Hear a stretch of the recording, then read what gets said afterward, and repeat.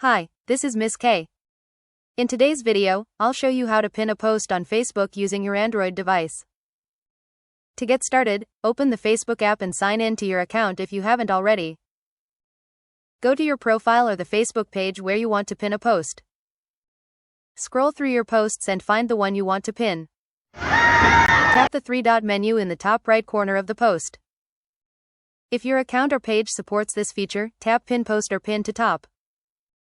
The selected post will then appear at the top of your profile or page, making it easier for visitors to see. If you want to remove the pinned post later, tap the three-dot menu on the pinned post again and select Unpin Post. And that's it, you've successfully pinned a post on Facebook.